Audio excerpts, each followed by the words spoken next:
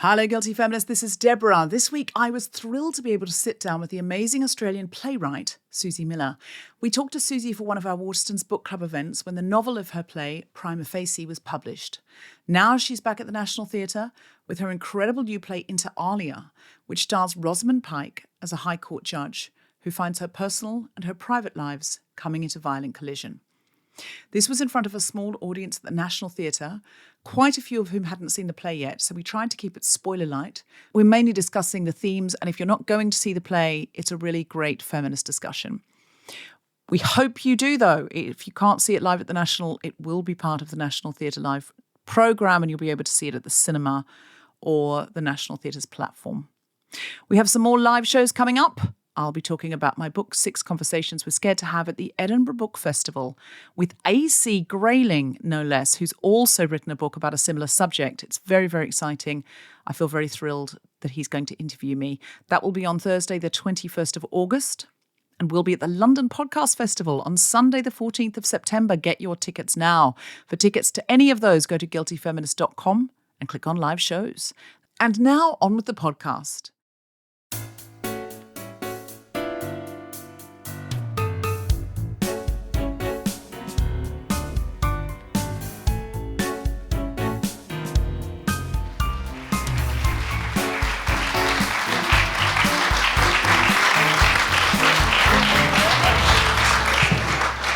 Hello, and thank you for that lovely welcome. How many of you have seen Into Alia so far? This is also going to be a podcast, so no one can hear you raising your hand, much like in space. Can you just give us a cheer if you've seen it? Give us a cheer if you're yet to see it. Excellent. Okay, so we're going to try and do a spoiler light event. We can't do absolutely no spoilers, but we'll do a few spoilers as is humanly possible. Absolutely. Also, we want people at home to hear it and get excited about the next run and the tour and the National Theatre Live. They'll be able to see it at the cinema. So we're luring people in, Suzie. It's so wonderful to have you here today. Oh, thank you. It's so lovely to be here. I feel very at home at the National these days. Everyone's made me so happy and comfortable. To have you here as well, it's like all my mates are around. Oh, that's wonderful to hear. And you've got commissions left, right and centre. Well, it's like any job, really. Everyone I know at the moment is busy. It's like we all kind of work as hard as we can in this day and age. And basically, you're always making sure you've got something after the thing that you currently have. So I guess I'm like everyone else in the room, like a woman working full-time and a half, because that's what women seem to do when they work full-time. And that's really a big theme of the play. It seems to be thematically exploring, I think it's like the work-life and home-life balance. That's how it feels. It's not a work-life balance, it's just work-life, home-life, homework, work. I mean, I think we've been sold this work-life balance, and I know everyone I know in my sort of social world, we all hope for that one day. But the truth is, if you're actually working full-time as a mother, I can't speak for dads, but I'm sure dads have a similar version, but as a mother specifically, if you're working full-time and you are the sort of last point of call at the home front, and you're the kind of emotional lifter of the household, as in any time there's an issue, everyone calls mum, and my husband calls me as well. In fact, the other day I found myself ordering toilet paper for the house in Australia where I usually live, because I got a notification that the online toilet paper was that it was time to reorder, and I thought, I can't believe I'm buying toilet paper for a home like that many miles away. And why aren't they doing it? You're buying loo paper in a different hemisphere. Yeah, exactly. Yeah. For people wiping their butts in a completely different space. And then I've got to go and buy my own lube roll. But it was just interesting, just thinking, that's just part and parcel of how women kind of operate. You're kind of constantly juggling. And I felt that, it's interesting to me because having put this show on here at the National, the amount of women that have come up to me and said, not only that's my life, which I kind of expected, but one woman said to me, I can't think of another play where something that is so front and central to so many people's lives has not actually been on stage. And it occurred to me that I couldn't either. And I didn't actually write this play with the intention necessarily of writing something that had never been on stage before. But I realised, because my focus was on that character, that in order to pay credence to her life in the most authentic way possible, I had to do that on stage. And so one of the things that the play does is blurs the line between your professional life and your private life. And it's no coincidence that in the first scene towards the end, where something happens and her sort of her personal life or her family life intervenes and crashes into her professional life, that there's so many women in the audience laughing at that sort of phone call coming in the middle of your workday, and you're pretending it's like a professional call or an important matter, and it really is just some ridiculous thing at home that, someone's lost something. And I think there's not a woman in the audience that hasn't happened to, and they all go, "Oh God, of course." It gets a huge roar. It really does. It's like the urgent from the son at home, and she thinks, "Oh my God, something's gone and wrong." She adjourns court, and she picks up the phone. House is burning down, or he's been expelled, or something like that. And then he goes, "Where's my shirt?" Yeah, exactly. And he can't find it anywhere, but he hasn't even really looked. I've seen it twice because I was lucky enough to see it again in order to do research for this. And the roar both nights, and conspicuously from the women in the audience going, "Oh my God," that. But we all laugh at ourselves in this scenario. And there's times that I remember when I had very small children and I was in court, and I remember one time taking my 6-year-old son, because he'd got car sick on the way to school and vomited as soon as we arrived. The teacher said, "Oh, he can't stay, he'll have to go with you." And I was going straight to court to do a really important hearing for someone that needed a bail application, and I had to take him with me. And I remember standing and passionately pleading for this poor young man that had this mental health problem. He wasn't on his medication, and no one was actually bringing his doctor in to write him a prescription. He needed to get out and have supervised medical help. And I remember getting a tap on my shoulder, and I went, "Oh, just a minute, Your Honour." "What?" And he went, "I'm really hungry." I thought, this is unbelievable that this is happening to me in court, But actually, when I tell that story, so many women go, "Oh, I have a story similar." In the workplace, a call that comes in while you're just in the middle of a very important meeting or doing a certain transaction or whatever. And, we laugh about it, but actually it keeps you on your toes completely and answerable to so many different, thinking on so many different levels at once. And I think the reason that we don't see that in plays is that most plays are written by not just men but dead men. And I've realised recently that a much bigger obstacle to my own career as a playwright than being female is being, in fact, alive. And the breathing which is going on, it's like, if we can hear a pulse, you're going to interfere and we'll have to pay you. So dead men, even more than live men, tended to have wives that did everything, that stayed home. There was an expectation. Often they had staff because it was rich men who got to write the plays as well. And so this didn't come up in their lives. If they write a play about being a judge, the play is about being a judge. Because when they go home at the end of the night, somebody's warmed their slippers and the children are all bathed and in bed. It really doesn't come up. So that's not likely to be featured in many of those plays. And what I loved about this is it wasn't just that this was shown in incident or reported in dialogue, which it was, but we saw it theatrically because Jessica, who is the lead role played by Rosamund Pike, when she goes home, she's always chopping something or putting something in a washing machine or ironing something as she's monologuing.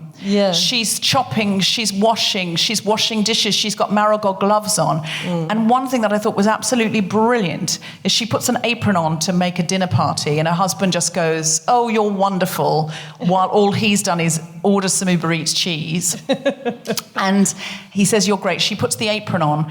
And then we see her go into court and the costumes start to blend. So she's in an apron as a robe with the judge's wig on, which is obviously, it's not she's forgot, it's a theatrical trope. It's a theatrical, it's a sort of metaphor that we're watching. And I just thought that was genius. That is the genius of having an incredible designer and director, I have to say, because I sat down with the director and the designer and at the very beginning of the production and I said, this character, basically, I want her lives to smash into each other, to overlap at the edges and in between.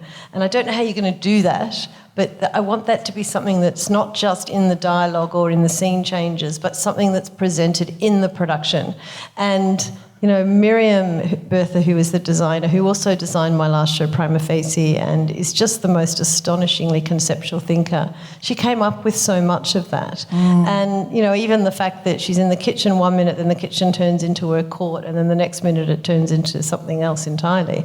And I just think that is basically how women, we don't have this compartmentalised version of our lives where there's home life, work life, and social life. It all kind of blends into each other, and you're always taking a call while you're on a social occasion from someone, or you're doing a work thing while you're kind of at the park watching kids, so it's constantly overlapping. And I said I want the form of the play in its actual three-dimensional version to have that overlap, and they very much delivered, and they did it in a way that for me was exciting as the playwright to see that design come to fruition, and then to place Rosamund in it as Jessica and watch Justin then build on the character where she suddenly does do all those things in that beautiful set where it overlaps constantly. It's a really glorious set, and if you're listening at home and you haven't seen it yet, most of the action is either played downstage where there's the suggestion of a court that Jessica's presiding over, or in a really domestic space, in a kitchen, a sofa, telly. But beyond, we see things that have happened in the past, we see things that are happening outside, and we see children. It can turn into a children's playground, it can turn into a party, but it's misty because it's a little bit far away. Yeah. And it just, at times, the kitchen can disappear, and here we are now, just in a wasteland. And that was so atmospheric. How much of that was collaboration? You've said, you told them what you wanted, but were you constantly looking at sketches and coming up with ideas together? No, as in I told them that, I wanted to have those spaces operational and blending in. And of course the wasteland space is also sometimes a conceptual space, which I really love. And that's the beauty of theatre, is that you can play with concepts with it and sort of metaphors. And so, and it happens in a three-dimensional version as well as the text. So watching that come about, when it was first shown to me in photographs, I just went,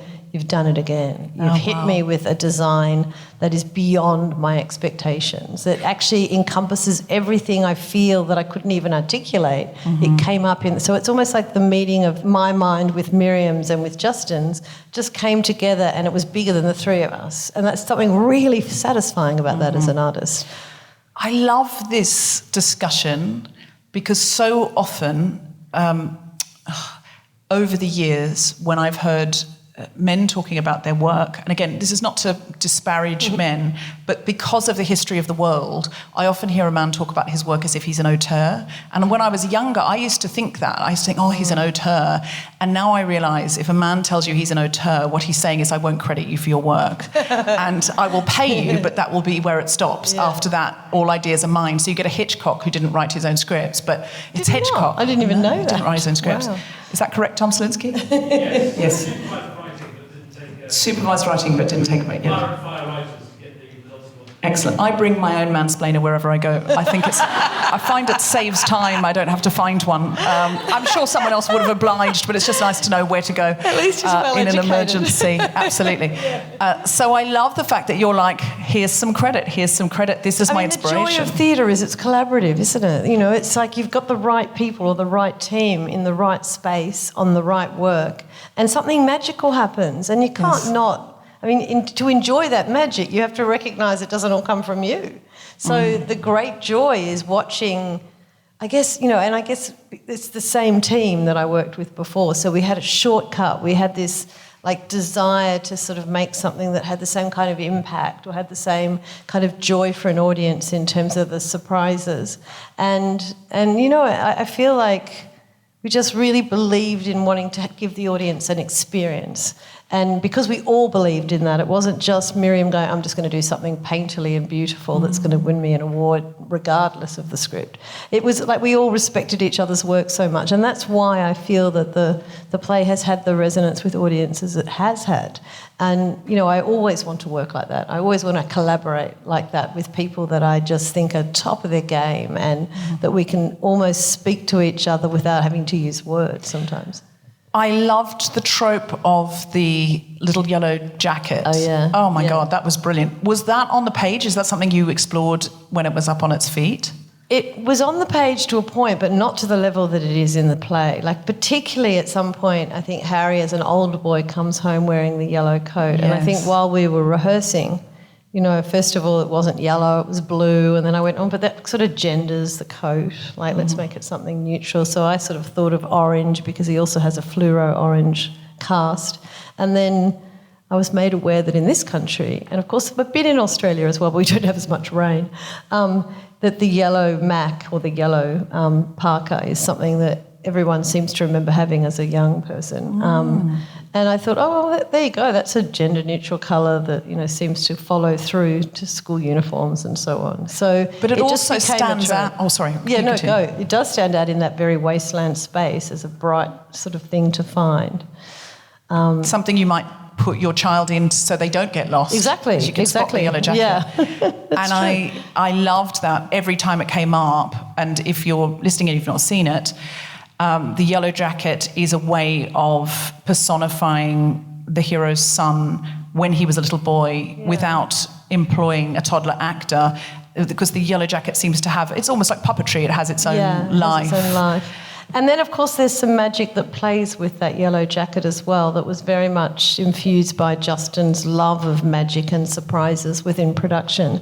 But I think the other thing for me was that, you know, this is a writerly thing, is that you know, I think that all mothers I know, no matter how much their son grows up, and I have a son and a daughter, so, you know, I've had the experience of raising a boy and a girl, is that even when your son, and my son's now 26, but, you know, even when they start to become an adult, when they're vulnerable, you always see the 10-year-old vulnerable boy. You just can't help it as a mother. You will always see the kid that got bullied, or the kid that came home that didn't get in the football team or the school play, that was devastated, or the one that, you know, people rejected, and you always know that vulnerable side of your son. And I think, in a way, it stops us believing that they're capable of doing things in that kind of manosphere that, you know, is popping up all around us, but we think, oh, not my son, because he's really sensitive or really, you know, really, really gentle, and he's been bullied, so he would never be someone that would do so.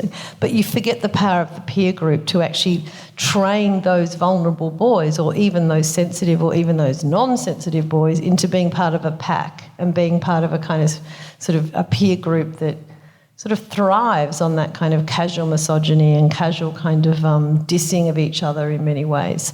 So, you know, I feel like just because we see them as this vulnerable 10-year-old means that we can't just rest on that. We have to, at some stage, give that up and know that they're also an adult that we have to get to know and communicate with as a young adult.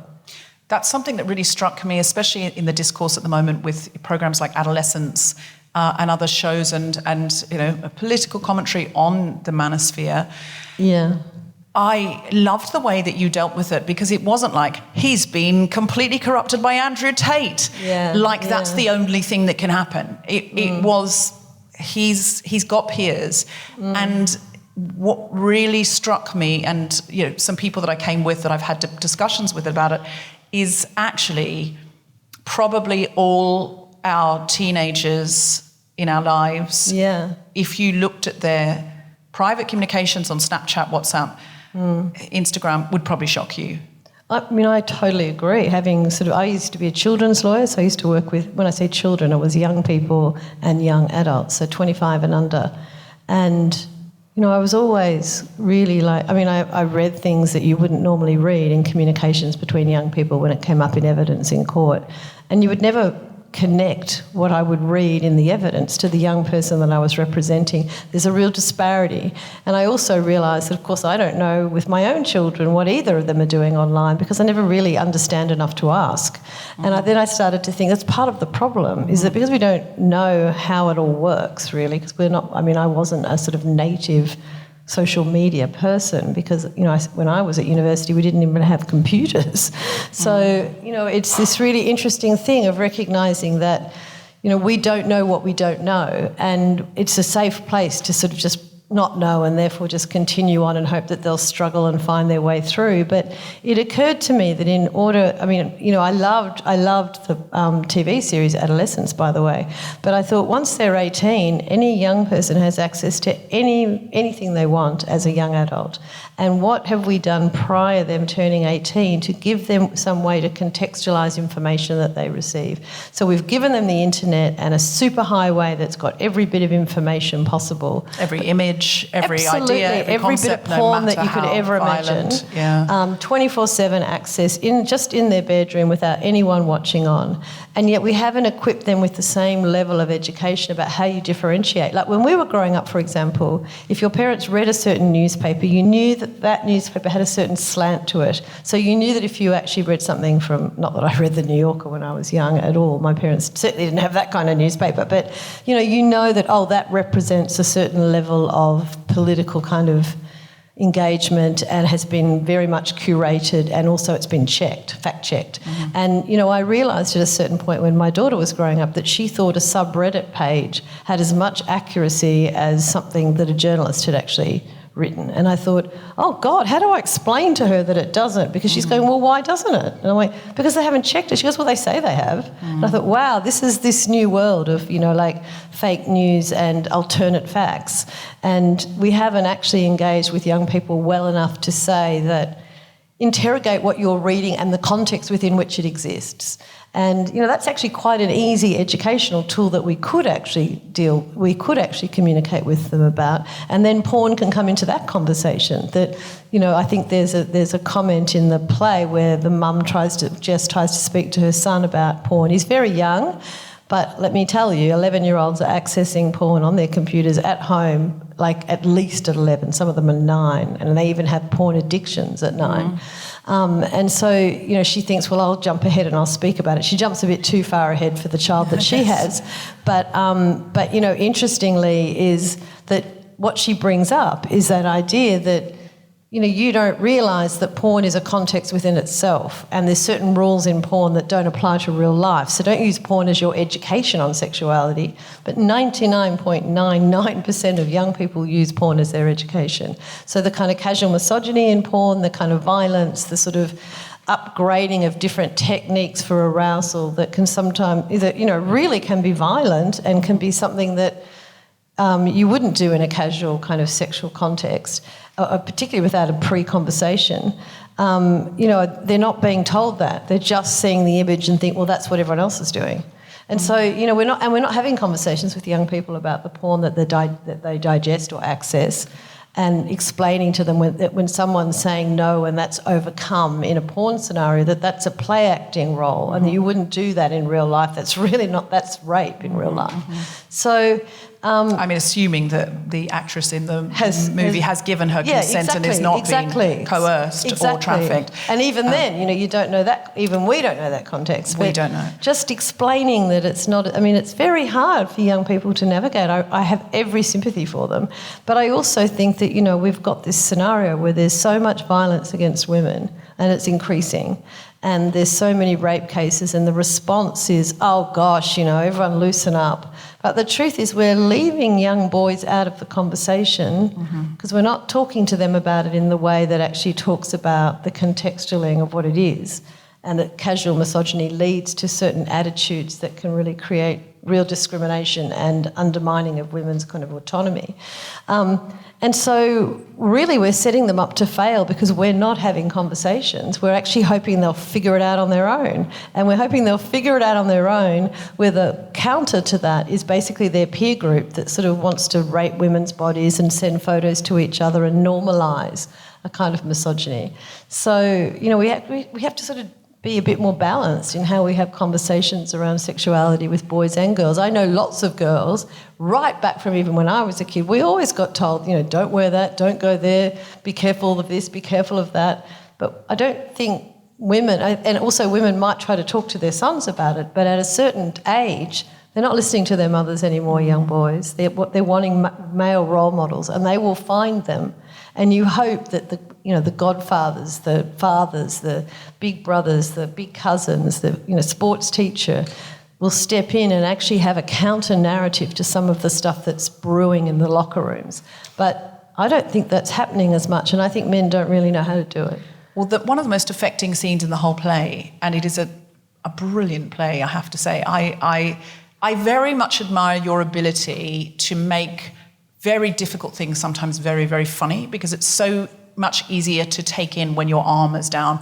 So the scene where Jessica talks to her son, she thinks he's watching porn and he's only 9. So she gives this sex ed lecture, basically, is hysterically funny because we feel her pain, her embarrassment, his embarrassment. And it's so brilliantly done, but it is making that point.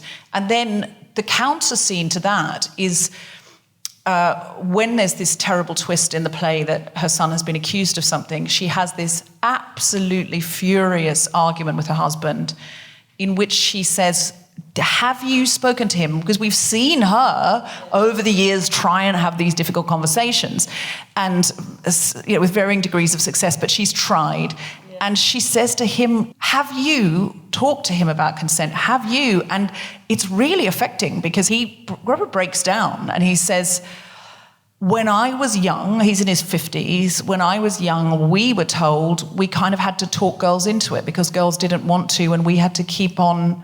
The idea of they're playing hard to get. And you had to prove that you were so overwhelmingly attracted to them to make them decide to have sex with you. Exactly. Yeah. You had to tell them, no, you're beautiful, you're beautiful. And we, of course, raised on movies where boys who were told no went out. Rom-coms. Yeah. But, sometimes I've thought in the past that if a movie shows a young man outside a young woman's bedroom with holding up a boombox, it's the end of a rom-com.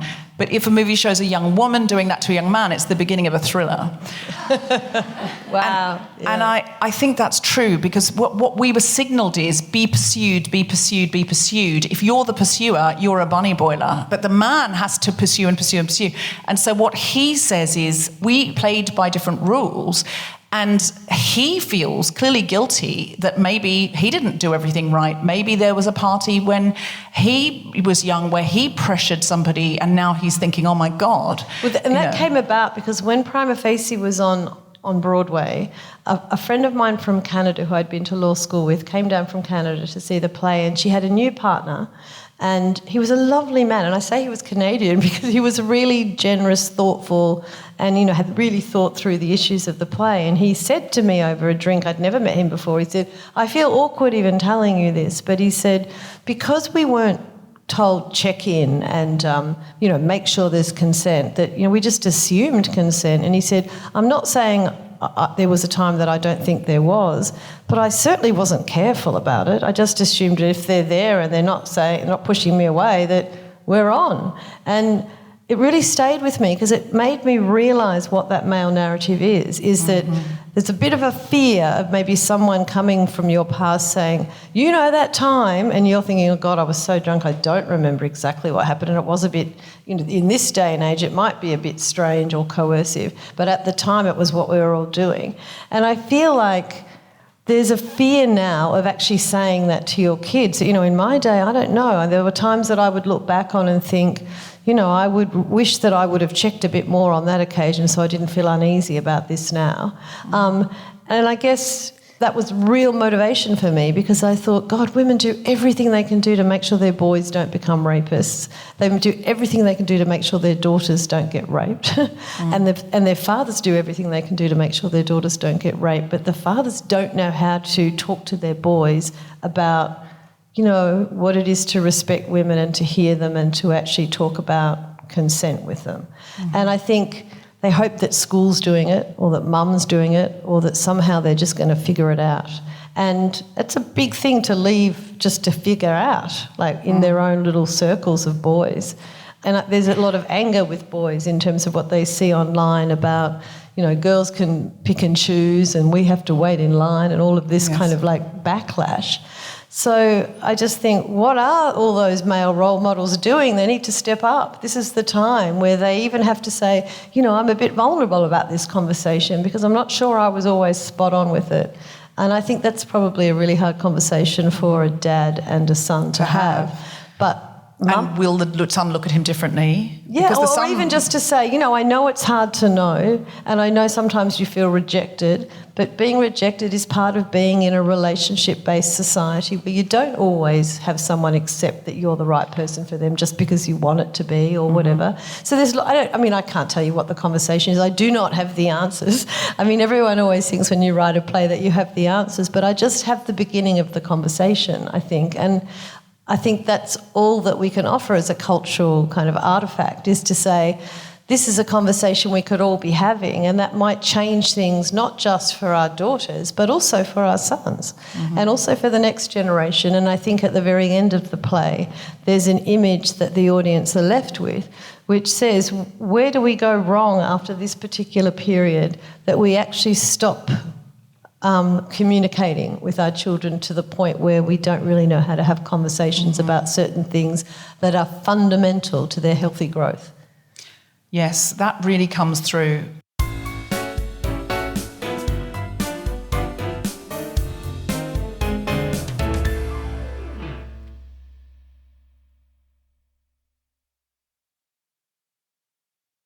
In the past, the trauma is as real just because it was the 70s or the 80s or the 90s Absolutely. or the 60s. The trauma is just as real, if not more so, because there was no acknowledgement of it. Absolutely. And a lot of trauma is lack of a credible witness.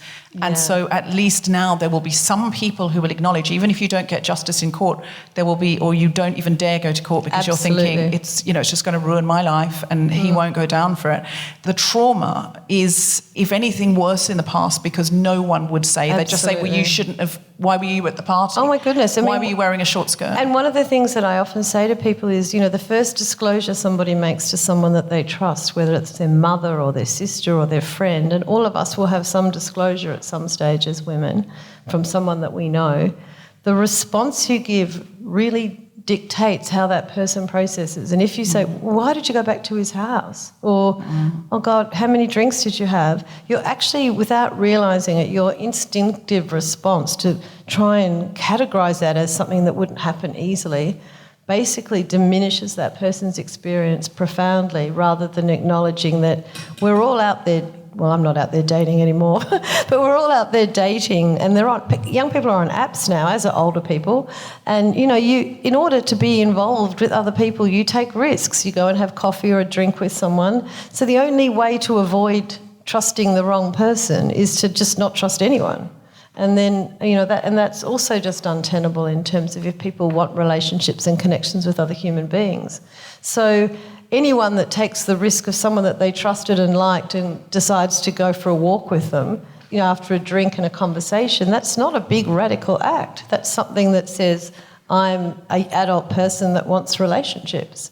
And so, to put it back on someone that resulted in something absolutely traumatic and violent is not consistent with the way that they haven't done anything wrong by actively engaging in our community. Of course. And Jessica, the judge, that is, of course, her, as a judge and a woman, that is her MO. She won't have in her courtroom people saying, oh, but surely, what were you wearing? What were you wearing? And that kind of thing. That does still go on. She won't have that. But then I feel very much like Hamlet. Like what I love about the play is that it's not just a play about womanhood or motherhood or any of those things, but it's also a play about that deep human question, which I think is at the heart of any great play, every Shakespearean tragedy, of course, is, as a human being, here is your moral dilemma. You're a person, here's your principles, but when something becomes personal, do you sacrifice those principles? What do you do? And I think we all understand that dilemma. I mean, all of us, even if it's in a small way, understands the dilemma of making a decision that you think, well, oh God, I want to do this because this is what I always said I would do in this scenario, but it's my kid. So, or I mean, everyone knows the feel. I don't know, maybe not everyone, but anyone who's had small children has probably had a moment where their child has been left out or bullied, and the fury that you have on behalf of that child is so innately like motherhood or fatherhood. And yet, like even if your greatest joy is to go out and yell at the child that was mean to your kid, you know that you don't really do that in a community. But, the resistance of doing that is you going, no, that's not the right way to act, even though that's what I want to do. So it's the same, but for Jessica, the stakes are really high, and her whole kind of modus operandi is to be a feminist and to be a judge and to believe that the legal system can change from within, and to recognise that it's an uneven playing field for young women who are victims of sexual assault, and also to try and bring some compassion into a court arena. And yet when she's in a different situation, she realises that all of those rape myths and all of those entrenched ideas actually are what people lean into to explain their innocence in a scenario where they're accused of something. And so she's absolutely trapped in so many different paradigms. And I don't know, I mean, I guess people have to see the play to see what she decides to do. But certainly you're with her in that humanity and in that trap of her own making, trap of her own morality clashing with her motherhood, and how she proceeds is, of course, the big human question at the centre of that. And, I interviewed like 10 women judges from all different courts for up to 2 hours each. Wow. And after I'd heard all about their life and the things that upset them in court and where they found it was uneven for women in the judicial system, and what are some of the little examples that were funny or weird, or what was wig hair like with one of those massive wigs on, because you come out and your hair looks completely different, and you can't go out for a drink after because you've got flat hair. Most of the men are bald, so it doesn't seem to apply as much. But even aside more male privilege. They're designed for people that don't have to worry about something like that, and how the whole system is designed in a different way that they have to sort of figure out and try and negotiate and make it more kind of even-handed. Having said that, every one of them, I then put Jessica's dilemma to them, and what was astounding to me was the way they absolutely hadn't. Some of them had thought of the possibility, but the grappling with it in the interview was just extraordinary, and they came out with different results. Not everyone said, I definitely do this. It was like, well, I'd like to think I did this, but I think I'd do that. Or, no, I don't care if it's my kid, I'm just going all out. I don't care if it's unfair.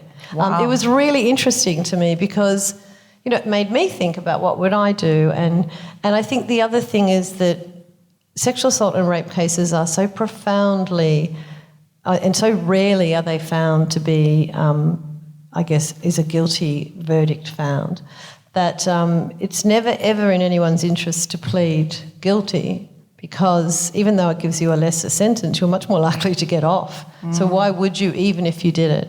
And so it also, the play really looks at the court and how much we allow people to, even when someone has actually, knows that they've done something, it's always worth testing it in court if you think you've got a much better chance, because the playing field always does tend towards favouring a certain narrative. And I guess, the play does something different at the end. And I don't want to tell you what it does, but it actually shows a different outcome for that kind of scenario, and whether as a consequence, even when you've made a terrible, terrible mistake, how maybe accountability is something that is actually has a different outcome for you ultimately. Terrible, but maybe better. It's just the idea of that is so outside the judicial experience of sexual assault and even the criminal justice system's experience. But I guess it's just raising a possibility. And I think people walk out of the play and some of them are adamant that whatever happened at the ending they would never do, and other people are adamant in the opposite way completely. And some of them just feel really sad because they realise that there wasn't a big win. Whatever that consequences are, a lot of people are suffering really badly. And that to me is exactly the conversation I want people to have. I want to be part of it. I want to have an ear at every dinner table afterwards. And strangely, I've got loads of DMs of people actually contacting me and saying, oh, this is the conversation we had afterwards. And in fact, just last night I was at the play and a friend of mine had seen it for the second time, and she said her husband, who'd seen it with her the first time, went home to his children and said, do you see me as the one that everyone takes more seriously in the family because I'm the dad and I'm the doctor? And his daughter goes, yeah. Absolutely. He said, I just didn't think that was happening in my family. And, and I just thought even the fact that he had to think about that for a minute, that, he does carry a gravitas in the family that he's not even aware of. I just think that's a great outcome for any piece of art, to make people think about who they are in their family, in their greater world, how that affects the people they're raising or being with. Your work does have a huge impact. I know in prima facie it has literally changed the way that the law operates in this country and possibly other countries. Can you just explain what happened? Yeah, I mean, it's astonishing to me. When I wrote Prima Facie in a dark room in Australia many years ago, I thought, I don't know, maybe, how am I ever going to pitch this play? It's a play about someone who gets raped, but it's a bit funny. I thought, I don't know, I can't imagine anyone ever putting that play on. And I thought, I really want to write it. So I wrote it in a kind of frenzy and thought, I could always put it on at the tiny theatre up the road with a friend of mine's daughter who's just left acting school. And then I sort of did pitch it to a female artistic director, which is interesting because there's very few of those in Australia. And she put it on straight away, and it was such a hit. And it just sort of hit the zeitgeist. But it also had a profound effect in Australia before it even came here. But it was a smaller venue, and it started to tour the country, but it came here in the meantime. And I think what was glorious about seeing what happened with it was just thinking, it's not yourself that affects the change. You just put a torch on something, like you light something up, and you hope that those who come to see it have the power within their world to change the world. Yes. But maybe that's only to the extent that they go home and they actually see things differently in their own family, or that next time they read about a sexual assault, they remember some of the rape myths that the play talked about. But in this case, the judiciary here and the legal profession here absolutely embraced this play and came out in droves. But on day 3, I had a phone call from one of the judges who is one of the big judges in London, and it was day 3 after the play. I've told this story a few times, so I apologise if other people have heard it before. But what happened was, day 3, the reviews were out, we were on a high, finally we could relax, and I was trying to have a sleep in, but I picked up the phone, it was 9 a.m, and a very, very posh judge told me that she'd been up all night because she'd seen my play the night before, and she'd been thinking about it ever since. And I thought, oh my God, she's going to sue me. And then I thought, oh no, they're going to demand that we take it off or something, because it's sort of insulting to the legal profession on some level. And so I was just holding my breath, thinking, how am I going to tell the producer after it's done so well that suddenly it's all going to die? And then she said, I'm the judge that writes the directions to the jury, which is something that every judge must read out after every crime to the jury to let them know what they must consider and what they can't consider. What they must disregard. And she said, I went back and looked at the direction to the jury for sexual assault and rape, and I thought about the play and I realised I needed to change it. And she said, and I've redrafted it overnight, but she had the script of the play, and she said, and I've used lines from the script, from that sort of monologue at the end, and I just wanted to ask permission to use them. I mean, it's not something that happens in a playwright's life very often, but it was absolutely, it was just overwhelming and exciting. And you realise you put this little thing out in the world, and really it just either, it's a stone in a pond, and where the ripples go determine who actually happens to catch it, and whether it catches them enough and grabs their attention enough that they want to exercise the power that they have to actually affect real change in the real world. And that's now all over the country. And also the NT Live version is used in judicial education, so judges must see the version of Prima Facie, the filmed version of the play, before they can sit on rape cases. That's just so they understand remarkable. The nuance and some of the critiques of the system. Well, they're going to be busy now because they're also probably going to have to look into Alia. They're going to be like, my God, I've got a whole collection of Suzie Miller works. Well, they're all friends of mine now. They've all become buddies, all these wonderful. Fabulous women judges, and also just judges generally. I have to say the judges judges in the UK have been astonishing, male and female. I guess someone said to me, "Oh, they love anything that's about them." And Yes. I went, I don't think it's that. I think that it's not always flattering either. But I think that they see the issues, and someone that used to be a lawyer, so that it's not an easy one. They're hard issues. Yeah, but everyone's got a bit of main character energy about them, and judges certainly will. You're married to a judge, aren't you? I forgot. Yeah, I am. But of course, as I always say to him when he's lounging around in his boxer shorts, and I go, if the people that you sort of oversee could see you now, like you're not intimidating at all. One thing I absolutely loved was, and that I think I've never seen in a play before, was and it's just woven through, it's like a light touch, but Jessica having been made a judge, which is a huge honour, and her husband has not been put forward for this, and he's King's Counsel, he's a silk, but he has not been considered for this, and how she then has to manage his ego. Absolutely. Oh, please talk about that. Well, that was really interesting to me because I have a lot of women that are my close friends that are so successful at what they do. And they're not always married to a partner who is as successful. But when their partner's a man, they're always like a little bit, I've got to be a bit of the domestic goddess to make up for the fact that, I'm also someone that is the breadwinner. And they're just careful about the male ego. And I guess it's because there's a community, where we're hard on men that aren't as successful as their wives. And so they have their own kind of issues with the fact that they're not, they might not be seen as equal to their partner in the world. But having said that, what was interesting with those 10 female judges that I spoke to, they're absolutely top of their field. And not all of them had husbands who were in the same level. And they talked about it quite freely and openly about, you realise at home that you've got to be a bit more careful about their ego, and you've got to also be able to sort of make sure other things are done and make sure the house is running smoothly so that it's not...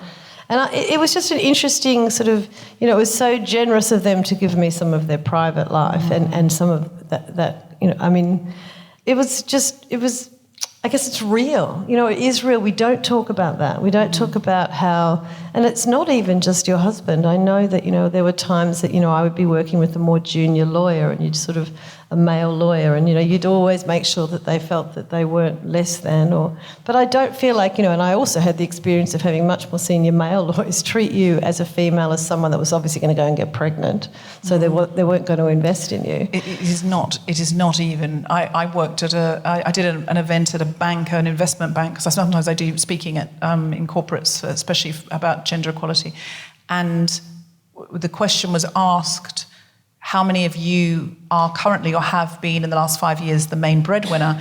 And it was, and just stand up if, and it was like 75% of the room. And we were talking about, like, why don't we talk about this? And the women started speaking and they said, because if my husband gets a big bonus, we celebrate. If I get a big bonus, I don't talk about it. He doesn't talk about it. I hide it. I just make, it's no big deal. Just goes it's no on big the mortgage. Deal. Yeah, exactly. But if it's him, we go out for dinner and we go on about how great he is. And I talk about this in my book, The Guilty Feminist, available up at the back. Which is a great book. I've read it. It's wonderful. That there's often things that go around on social media that say, if a woman earns more than a man, she's less sexually attractive. If a woman's funnier than a man, men don't find that attractive. Like we give a fuck. It adds to the insecurity of women on such a huge level. And there's I've never seen one single article saying, if a man earns more than a woman, oh dear, no girls will fancy him. Oh, you better not to be too funny. You better not be too clever. You better not have a PhD. It's always this way around. And to me, like watching her do the dinner party, make sure the dishes are washed. I loved that moment where he says, don't worry about the dishes, I'll do them in the morning. And she just looks at the audience and the audience just laugh. And she gets on with it. The look goes, no, he's not. No, he's not going to do that at all. I think that then also, on top of being that superwoman, you've also got to make him feel like, no, but you're doing amazing. Great. You're as good as I am, or you're better than me. And what a load that can be. What your husband must be so proud of you now. You're like you're better be. After this conversation, I'm going to be playing this one to him. Prima Facie has won a Tony, which is so huge. Well, not the play. Jodie won the Tony, to be fair. That is the play winning a Tony. Well, the play won the Olivier, and she also won the Olivier. It's a Tony winning play. I don't think it's how they talk in America, isn't it? It's Tony winning. It's a Tony winning play. You can win for best costume and you're still a Tony winning play. Yeah, that's right. But that was such an amazing collaboration between you and Jodie Comer, that play, because she brought it to life in a magnificent way. But of course, it's the text she's bringing to life, and I'm sure she would say if she were here, that was such a, she's very generous about the text, and she knows that someone did it before her, Sheridan Harbridge in Australia as well. So and I have to say now there's been so many Tessas because it's in 42 countries, but there were like 20 alone in Germany. So even though Germany is one country of those 42, they had 20 productions. So there's all these Tessas all over the world that kind of, I don't know, they liaise with each other on Instagram. They all win awards because they're all at their absolute peak, and they do this show because it's a hard show. And, they're recognised for their talent. And that, to me, is another wonderful, and I hopefully Inter Alia will do that with a different age level of actresses, is give them something meaty and juicy that they can absolutely show their range and talent. Because, the men always have Hamlet and Lear and, all the ones in between. But other than Lady Macbeth, women don't have a whole lot of roles that they can just show the world how magnificent they are on stage. Absolutely. And actually, at the moment, I'm writing something in Australia that's like literally 10 women on stage that's about this football league in Australia where they wanted a women's league and it just couldn't be done. There was absolutely no leverage whatsoever. And then this group of astonishing women across the board came together and slowly chipped away at it and then basically sprung into action and created this amazing women's football league that's now, it's now 10 years and it's like absolutely huge. And of course the football league that was always so negative and laughed about women playing this particular football, which is Australian rules football, a very niche area for the world, but a wonderful case study.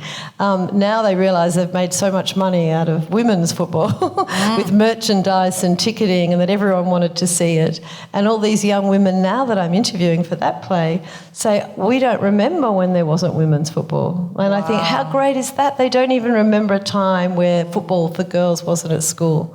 And I don't know, I just think, these things need to be celebrated and we need to push forward with it and show how that comes about.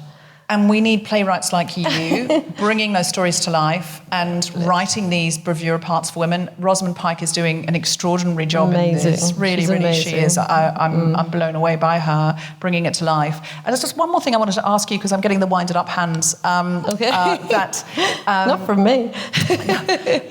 Prima Facie is a monologue, and where there are other characters, the actress has to inhabit them. This was really interesting because her family at home are played by actors, but at work she plays everybody else just by the embodiment and the position of her body.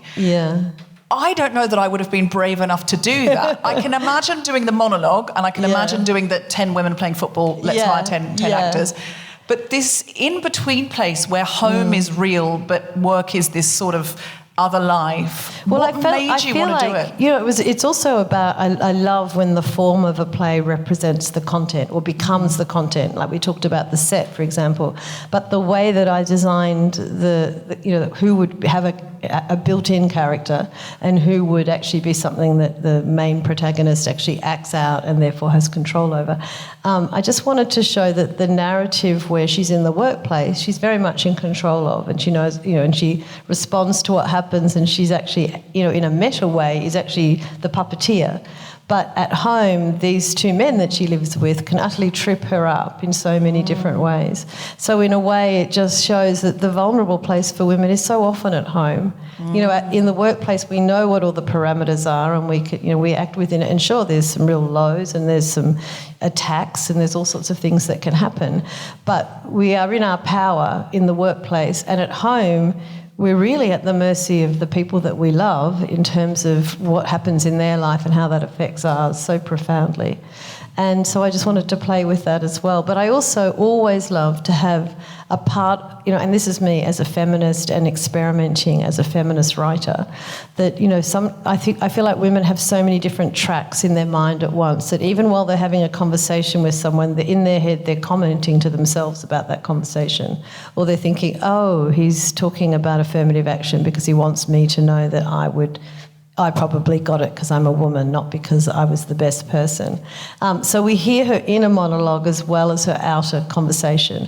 And to me, that is the reality for how women live their life, that they actually have so many different responses to what the conversation they're having is, that they're in the back of their mind, or they're actually smiling to themselves about something, or they're rolling their eyes inward, thinking, oh, wow, they're going to say that again, or whatever it is. And I think that that's why people find the humour in the play, because they recognise that they do that themselves. And also it's just, I guess that idea of Ginger Rogers was, as good as Fred Astaire. She just did it backwards in high heels, and she probably said to herself as she was doing it, do you realise I'm doing this backward and in high heels? And you're like going, I'm the star. So I guess in a way that, that commentary that we have of our life while we're all dancing backwards in high heels, trying to sort of get ahead, is something I wanted to be actually activated in the play by actually putting the dialogue in the script. So that's part of it. Well, Suzie Miller, you have done it again. It's a really breathtaking piece of work. I laughed, I was gripped, and at the end I cried, and I was here on press night and my eyelashes were stuck on. And it was a dangerous situation. I was like, oh my God, I've got to pull myself together, because otherwise I'll be at the party afterwards with like one eyelash hanging off. I've got to pull myself together. But I really, really think this is the most extraordinary kind of yes and companion piece to Prima Facie. It is an extended work, an extended universe, an extended world, because you proved yourself with Prima Facie, and now you're being given this bigger budget and bigger platform, bigger stage, and you have not wasted it. You leave us with hope. Oh, good. You leave us with hope. And listen, not many playwrights, I think, are brave enough to do that. And I think you're using the platform in a way that this is not a lecture, this is not telling you what to think, it's a dilemma, but it feels like you're encouraging your audience to rethink what might be possible. And you've got an audience of people coming to the National who often, many of them are influential, and they are people who could change things, either in their own homes and in their influential roles in society. So I think you are doing something really magnificent. I'm very proud to know you. I'm proud to know you too, Deb. Proud to be a fellow Australian, as our friend Kathy Leck calls us, the Gumleaf Mafia, here pervading London life. She runs it, doesn't she? She's amazing. But what I just wanted to ask you, is there anything you came to say that you didn't get to say? Well, I think, which is wonderful for the show, is that it's sold out, and it was sold out before we opened, which was a lot of pressure, actually. I bet. But having said that, now that it's open and it's been received well, I just want people to know that NT Live is coming out, and they're doing a live broadcast on the 4th of September at cinemas all around the UK. Oh, fantastic. I think like 600 screens or something. Wow. And then it goes out to the globe, basically all around the world. So, I feel like I love the democratisation of the way that the NT does that with the NT Live. That actually, it means that even if you can't see the theatre, or you can't afford the tickets, because obviously theatre's more expensive than the cinema, that you can have access to something that you've heard about that you wish you could see. And they do such a magnificent job of the filming that it's really worth. You actually feel like you're in the theatre. They're shot so beautifully. It's such a shame we haven't had this for generations, because we could go back and see these classic productions. It makes me sad when I see how beautifully it's done. But everyone should go and see that. What's the date? Well, it opens in the UK on the 4th of September, and then later on around the globe, I think around the 20th of September onward. And will this production tour around the UK? Oh, I'm not allowed to talk about that yet. Hopefully. Yes. Okay. Keep that. As always, she likes to end with some kind of cliffhanger. So watch very much watch this space. Now, up the back, you can buy the text, which I have bought, and which you absolutely must buy. There's also prima facie stuff. There's merch. There's Fuck the Patriarchy merch. All sorts going on.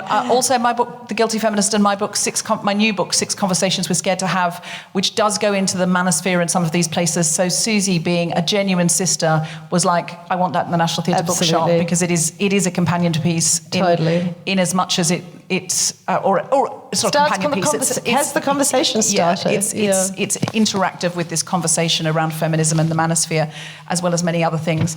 I can only say thank you for writing it, and then thank you for coming out on a Sunday afternoon and treating us to this brilliant conversation. Suzie Miller, thank you to everyone who came. Thank you, everybody. And thank you, Deb, and the NT. Yay.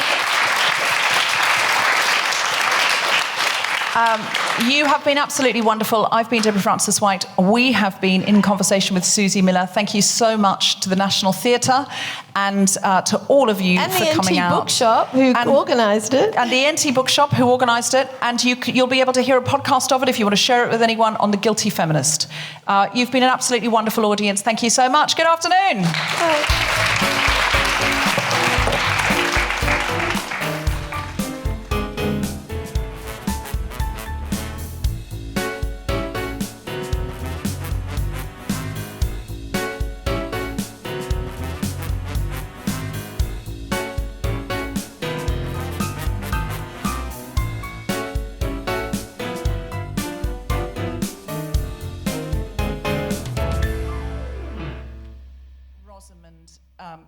What's Rosamund's name?